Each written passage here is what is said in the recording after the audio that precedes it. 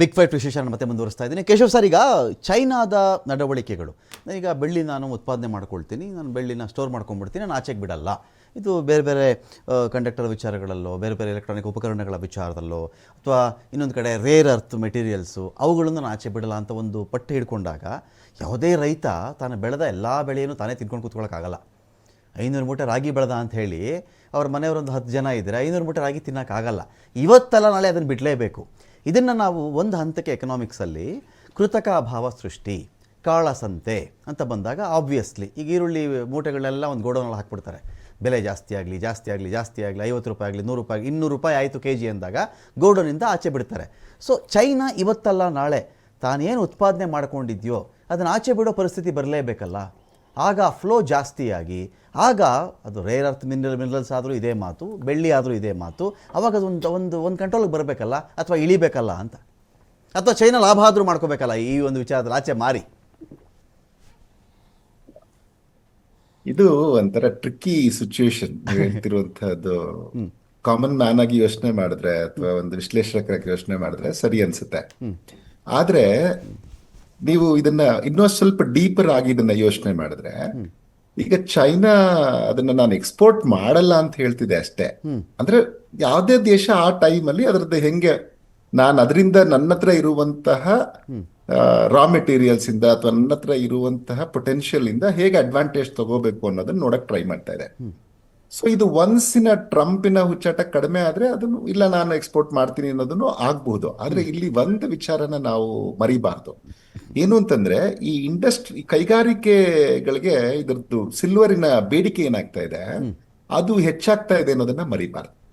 ಯಾಕೆ ಅಂತಂದ್ರೆ, ನಾವು ಮುಂಚೆ ಎಲ್ಲನೂ ಇಷ್ಟೊಂದು ಈ ಹಸಿರು ಶಕ್ತಿಗೆ ಇಷ್ಟೊಂದು ಯೋಚನೆ ಮಾಡ್ತಾ ಇರ್ಲಿಲ್ಲ. ಈಗ ಏನಾಗಿದೆ, ಗ್ರೀನ್ ಎನರ್ಜಿಗೆ ಹೆಚ್ಚೆಚ್ಚು ಬೇಡಿಕೆ ಇದೆ. ಈಗ ಭಾರತನೇ ನೋಡಿ ನೀವು, ಈಗ ನಾವು ಕೊಟ್ಟಿರುವಂತ ಪ್ರಮೋಷನ್ ಎಲೆಕ್ಟ್ರಾನಿಕ್ ವೆಹಿಕಲ್ಸ್ ಇರ್ಬೋದು, ಸೋಲಾರ್ ಪ್ಯಾನಲ್ಸ್ ಇರ್ಬೋದು, ಅದಕ್ಕೆ ಈವನ್ ಕೇಂದ್ರ ಸರ್ಕಾರ 78,000 ಸಬ್ಸಿಡಿ ಬೇರೆ ಕೊಡ್ತಾ ಇದೆ ಮನೆ ಮೇಲೆ ನಾನು ಕರೆಂಟ್ ಉತ್ಪಾದನೆ ಮಾಡಕ್ಕೆ. ಸೊ ಈ ತರದ ಅನೇಕ ಯೋಜನೆಗಳಿಂದ ಏನಾಗಿದೆ, ನಿಮ್ಗೆ ಇವುಗಳ ಬಗ್ಗೆ ಬೇಡಿಕೆ ಜಾಸ್ತಿ ಆಗಿದೆ.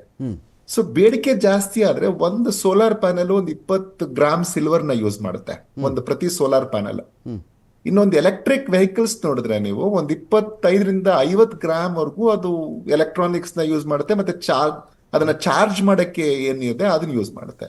ಇವನ್ ಈ 5G ನೆಟ್ವರ್ಕ್ ಗಳು ಯೂಸ್ ಮಾಡ್ತಾ ಇದೆ, ಮೆಡಿಕಲ್ ಡಿವೈಸಸ್ ಅಲ್ಲಿ ಯೂಸ್ ಮಾಡ್ತಾ ಇದ್ದಾರೆ. ಸೊ ಈ ತರದ್ದು ಪ್ರತಿಯೊಂದರಲ್ಲೂ ಎಲೆಕ್ಟ್ರಾನಿಕ್ ಕಂಡಕ್ಟಿವಿಟಿಲಿ ಸೊ ಈ ತರ ಇದೆ. ಸೊ ಇದೆಲ್ಲಾನು ಹೆಚ್ಚು ಕಮ್ಮಿ ಅಂದಾಜ್ ಏನ್ ಹೇಳ್ತಿದ್ದಾರೆ ಅಂತಂದ್ರೆ, ಹೆಚ್ಚು ಕಮ್ಮಿ ಒಂದು 700-750 ಮಿಲಿಯನ್ ಔನ್ಸ್ ಅಷ್ಟು ಬೇಡಿಕೆ ಸಿಲ್ವರ್ಗೆ ಬರುತ್ತೆ ಪ್ರತಿ ವರ್ಷ ಅನ್ನುವಂಥದ್ದನ್ನ ಈಗ ಅಂದಾಜ್ ಮಾಡ್ತಾ ಇದ್ದಾರೆ. ಸೊ ಮುಂಚೆ ಎಲ್ಲ ಇದು 530-550 ಔನ್ಸ್ ಅಷ್ಟು ಬೇಡಿಕೆ ಇರ್ತಾ ಇತ್ತು. ಕೋವಿಡ್ ನಂತರ ಇದಕ್ಕೆ ಬೇಡಿಕೆ ಹೆಚ್ಚಾಗಿರುವಂಥದ್ದು. ಮತ್ತೆ ಎಲ್ಲ ಸರ್ಕಾರಗಳು ಇವಾಗ ಬಹುತೇಕ ಹಸಿರು ಶಕ್ತಿಯ ಕಡೆಗೆ ಯೋಚನೆ ಮಾಡ್ತಿರೋದ್ರಿಂದ ಆಗುವಂತಹ ಬೇಡಿಕೆನ ಅಂದಾಜು ಮಾಡಿದ್ರೆ 700-750 ಮಿಲಿಯನ್ ಔನ್ಸ್ ಕಡೆಗೆ ಹೆಚ್ಚಾಗ್ಬೋದು ಅಂತ.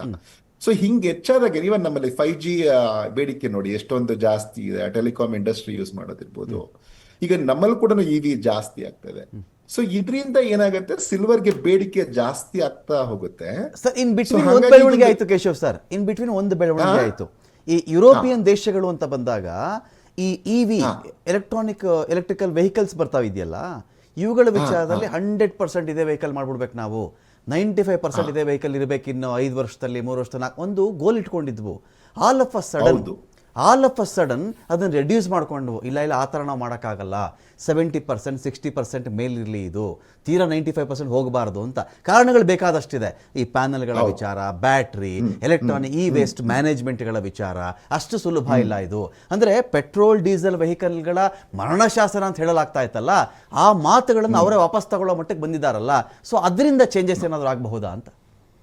ಅಲ್ಲ, ಈಗ ಮೊದಲಿಗಿಂತ ಕಡಿಮೆ ಅಂತೂ ಆಗಲ್ವಾ. ನಾನು ಹೇಳ್ತಿರೋದು ಇವಾಗ ಆಗ್ಲೇ ನಾವು ಹಳೆಯ ಅಂಕಿಅಂಶ ತಗೊಂಡ್ರೇನು, ಆಗ್ಲೇನೆ ನಮ್ಮ ಹತ್ರ 500 ಮಿಲಿಯನ್ ಔನ್ಸ್ ಅಷ್ಟು ಬೇಡಿಕೆ ಇತ್ತು. ಈಗ ಅದಿನ್ನೊಂದು 200-250 ಹೆಚ್ಚಾಗೋದ್ರಲ್ಲಿ ಯಾಕಂದ್ರೆ ಓವರ್ ಆಲ್ ನೀವು 100% ಯಾರು 100% ಮಾಡಿದ್ರೆ ಇನ್ನೂ ಜಾಸ್ತಿ ಬೇಡಿಕೆ ಬರುತ್ತೆ. ಕರೆಕ್ಟ್. ನಾವು ಲೆಕ್ಕ ಹಾಕ್ತಿರೋದು ಒಂದು ಆವರೇಜ್ ಅಲ್ಲಿ ಈ ಪೇಸ್ ಏನ್ ಹೆಚ್ಚಾಗ್ತಾ ಇದೆ ಇದನ್ನ ಮೇಂಟೈನ್ ಮಾಡಿದ್ರೇನು ಅಂತ. ಆಯ್ತು, ಇನ್ನೊಂದು 5% ಕಡಿಮೆನೋ 10% ಕಡಿಮೆ ಆದ್ರೇನು ಬಹುತೇಕ ಸಿಲ್ವರ್ಗೆ ಮೊದಲೇ ಇದ್ದದ್ದು ಬೇಡಿಕೆಗೂ ಈಗಿದ್ದದ್ದು ಬೇಡಿಕೆಗೂ ಖಂಡಿತವಾಗಿಯೂ ವ್ಯತ್ಯಾಸ ಇರುತ್ತೆ ಅನ್ನುವಂಥದ್ದು ನನ್ನ ಕಾರ್ ಬೆಲೆನೂ ಜಾಸ್ತಿ ಮಾಡ್ಬೇಕಲ್ಲ ಕೇಶವ್ ಸರ್, ಅವನು ಕಾರ್ ಬೆಲೆನೂ ಜಾಸ್ತಿ ಮಾಡ್ಬೇಕಲ್ಲ ಅವಾಗ. ಅಲ್ಲಲ್ಲ, ನೀವು ಈಗೇನಾಗಿದೆ, ಒಂದು ಆಪ್ಷನ್ ಏನು ಅಂತ. ಈಗ ನಿಮ್ಗೆ ಇದನ್ನ ಬರೀ ನಾವು ಕಾರಲ್ಲಿ ಮಾತ್ರ ಯೂಸ್ ಮಾಡೋದಿದ್ರೆ ಫೈನ್.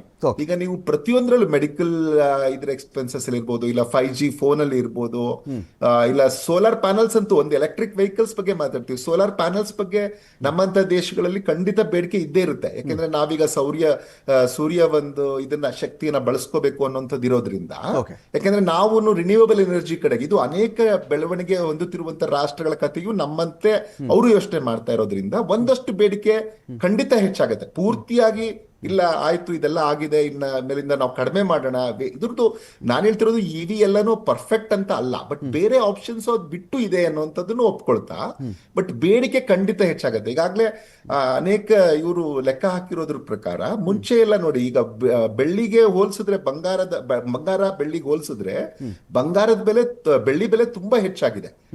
ಆದ್ರೆ ಮೊದಲು, ಈಗ ಅದೊಂದು ಅಂಕಿಅಂಶನೂ ಇಲ್ಲಿದೆ, ಅದನ್ನೇ ನಾನು ನಿಮ್ಗೆ ಉಲ್ಲೇಖಿಸ್ತೀನಿ.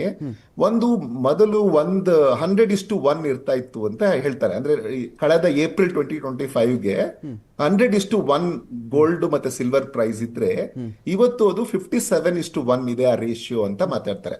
ಸೊ ಇದು ನಿಮ್ಗೆ ಒಂದು ಸ್ವಲ್ಪ ಇದಾಗ್ಬೋದು ಅನ್ಕೊಳ್ಳಿ. ಒಂದು 70 ಆವರೇಜ್ ಇತ್ತು, 70:1 was the long term average between gold and silver ಅಂತ ಮಾತಾಡ್ತಾರೆ. ಸೊ ಇದು ಹೆಚ್ಚು ಕಮ್ಮಿ ಒಂದ್ ಸ್ವಲ್ಪ ಆ ಕಡೆ ಈ ಕಡೆ ಆದ್ರೇನು ಸಹ ಒಂದು ಸಿಲ್ವರ್ ಖಂಡಿತವಾಗಿಯೂ, ಈಗ ನಾವು ತುಂಬಾ ತುಂಬಾ ಹೆಚ್ಚಾಯ್ತು, 4 ಲಕ್ಷಕ್ಕೆ ಹೆಚ್ಚಾಯ್ತು ಅಂತಂದ್ರೆ 3.5 ಲಕ್ಷಕ್ಕೋ 3 ಲಕ್ಷಕ್ಕೋ ಬಂದು ಸ್ಟೇಬಲ್ ಆದ್ರೇನು ತುಂಬಾ ಖುಷಿಯಲ್ಲ ಅನ್ನುವಂಥದ್ದು ನಂದು ಅನಿಸಿಕೆ. ಸೊ ಅದನ್ನ ನಾವು ನೆನಪಲ್ಲಿ ಇಟ್ಕೋಬೇಕು. ಇನ್ನೊಂದೇನಂದ್ರೆ, ಯಾವಾಗ ಸ್ಟಾಕ್ ಮಾರ್ಕೆಟ್ಸ್ ಕೆಳಗಡೆ ಬರ್ತಾ ಇರುತ್ತೆ, ಅವಾಗ ನಮ್ಗೆ ಗೋಲ್ಡ್ ಸಿಲ್ವರ್ದು ಬೆಲೆನೂ ಜಾಸ್ತಿ ಆಗ್ತಾ ಇರುತ್ತೆ. ಯಾವಾಗ ಅನ್ಸರ್ಟನಿಟಿ ಜಾಸ್ತಿ ಆಗ್ತಾ ಇರುತ್ತೆ, ಅವಾಗನು ಗೋಲ್ಡ್ ಸಿಲ್ವರ್ದು ಬೆಲೆ ಜಾಸ್ತಿ ಆಗ್ತಾ ಇರುತ್ತೆ. ಯಾವ ಅಡ್ವಾಂಟೇಜ್ ಇವಾಗ ನೋಡಿ, ಈಗ ಕಾಮನ್ ಕರೆನ್ಸಿಯನ್ನ ಈ ದೇಶಗಳೆಲ್ಲಾನು ಇವಾಗ ಶುರು ಮಾಡಿದ್ರೆ, ಇಲ್ಲ ನಾವು ಇದು ಅಮೆರಿಕದ್ದು ಜಾಸ್ತಿ ಆಯ್ತು, ಪುಟಳ ಜಾಸ್ತಿ ಆಯ್ತು, ಬ್ರಿಕ್ ದೇಶಗಳೆಲ್ಲಾನು ಈಗ ಒಂದ್ ಕರೆನ್ಸಿಯನ್ನ ಮಾಡ್ಕೊಳ್ಳೋಣ ಅಂತ ಅವ್ರು ಯೋಚನೆ ಮಾಡಿ, ಯುರೋಪ್ ಅವರು ಇಲ್ಲ ನಾವು ಸ್ಟ್ರಿಕ್ಟ್ ಆಗಿ ತಾವ್ ಯಾರ ಹತ್ರನೂ ವ್ಯಾಪಾರ ಮಾಡಿದ್ರೇನು ನಿಮ್ಮ ದೇಶಗಳ ಜೊತೆಗೆ ನಿಮ್ ಕರೆನ್ಸಿಯ ಜೊತೆಗೆ ವ್ಯಾಪಾರ ಮಾಡ್ತೀವಿ ಅಂತ ಈ ಡಾಲರ್ನ ಒಂದ್ ವೇಳೆ ನಾವು ಡಾಲರ್ ಅಲ್ಲಿ ನಾವು ವ್ಯಾಪಾರ ಮಾಡಲ್ಲ ಅಂತ ತೀರ್ಮಾನ ಮಾಡಿ ಆ ತರದೊಂದು ಬೋಲ್ಡ್ ಡಿಸಿಷನ್ ಕಂಟ್ರೀಸ್ ತಗೊಂಡ್ರೆ, ಆಗ ಖಂಡಿತವಾಗಿಯೂ ಒಂದಷ್ಟು ಎಫೆಕ್ಟ್ ಗೋಲ್ಡ್ ಮತ್ತೆ ಸಿಲ್ವರ್ ಮೇಲೆ ಆಗ್ಬೋದು. ಅದರ್ವೈಸ್ ಆ ತರದ್ದು ಸದ್ಯಕ್ಕೇನು ಕಾಣಿಸಲ್ಲ. ನಾವು ಹೇಳ್ತಾ ಇದ್ದೀವಿ, ಇದು ನಾವೆಲ್ಲರ ಆಶಯ ಏನು ಅಂತಂದ್ರೆ, ಇಲ್ಲ ಈ ತರ ಆಗ್ಬೇಕು ಅಂತ.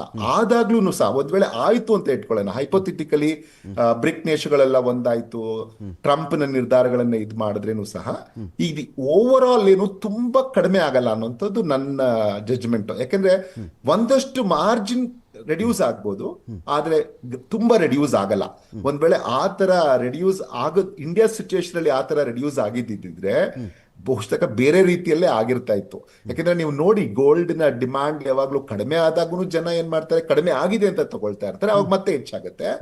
ಯಾವಾಗ ಅದು ಜಾಸ್ತಿ ಆಗಿದ್ದಾಗ ಏನ್ ಮಾಡ್ತಾರೆ, ಇಲ್ಲ ನಮ್ಗೆ ಇನ್ನೂ ಜಾಸ್ತಿ ಆಗ್ಬಿಟ್ರೆ ಏನಪ್ಪಾ, ಇವಾಗೆ ತಗೊಂಡಿಟ್ಕೊಬಿಡೋಣ, ನನ್ನ ಮಗಳ ಮದ್ವೆ ಇನ್ನ ಆ ಮಗಳು ಚಿಕ್ಕ ಮಗಳು ಇರ್ತಾಳೆ, ಈಗಲೂ ಒಂದು 5 ವರ್ಷ 6 ವರ್ಷ ಇರ್ತಿಲ್ಲ, ಇವಾಗಲೇ ತಗೊಂಡಿಟ್ಕೊಬಿಡೋಣ, ಅವಾಗ ಇನ್ನೂ ಇರೋ ಆದ್ರೆ ಒಂದು ಸಿಚುಯೇಷನ್ ಅಲ್ಲಿ ಖಂಡಿತವಾಗಿ ಇದು ತುಂಬಾ ಕಡಿಮೆ ಆಗಲ್ಲ ಅನ್ನುವಂಥದ್ದು ನನಗೆ ಆದಂತ ಒಂದು ಅಭಿಪ್ರಾಯ. ಪ್ರೇಮಶೇಖರ್ ಸರ್, ಬರೀ ಸ್ಟೇಟ್ಮೆಂಟ್ಗಳಿಂದ, ಬರೀ ಹೇಳಿಕೆಗಳು, ಅವ್ರ ಮೇಲೆ ಯುದ್ಧ ಮಾಡಿಬಿಡ್ತೀನಿ, ನಾನು ಅವ್ರನ್ನ ಬಿಡಲ್ಲ, ನನ್ನ ಮಾತು ಕೇಳಿದ್ರೆ ಸರಿ, ಕೇಳಿದ್ರೆ ನಾನು ಏನು ಮಾಡ್ತೀನಿ ನೋಡಿ,